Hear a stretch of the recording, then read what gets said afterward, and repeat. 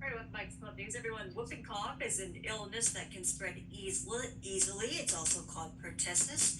An infection with bacteria causes it. So many people with the illness get a serious hacking cough. Breathing in after coughing often causes a high-pitched noise that sounds like a whoop. Dr. Quinn is here to explain more about it.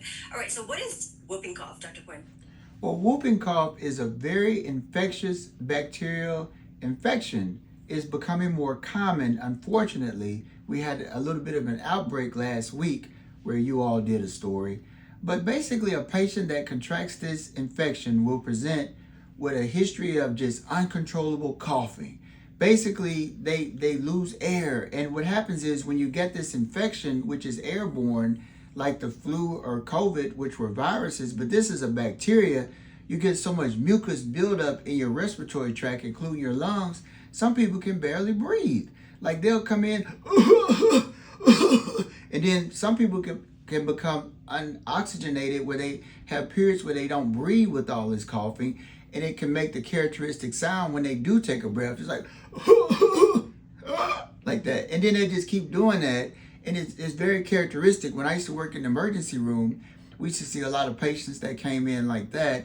So basically the treatment is an antibiotic because it's a bacterial infection, and it needs to be evaluated and treated very quickly because it can get worse, especially in compromised populations. All right, so which demographic is the most vulnerable for whooping cough, you would say? The most vulnerable, meaning the people that could have the worst consequences, which include pneumonia and or death, include the elderly, those with chronic respiratory syndromes such as asthma or COPD, and then infants, little babies. So that's why we have to be on the lookout. And if anybody is contagious or exposed, they need to go see their medical provider so they could be put on what's called prophylactic antibiotics. And usually that's just a Z-Pack. Okay, so let's backtrack a little bit. How does whooping cough begin?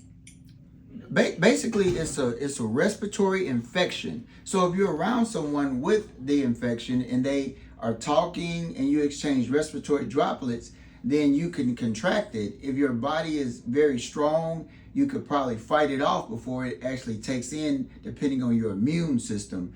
But if you start developing those symptoms, sometimes it might take 1 to 2 weeks.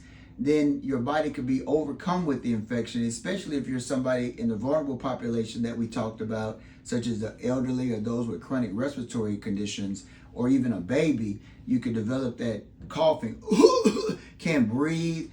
That's when you need to go ahead and see your medical provider or go to the emergency room, especially if you can't breathe. Absolutely. All right, don't hesitate. Reach out to your doctor if you have any questions. Thank you so much, Dr. Quinn. That's all the time we have today. Thank you.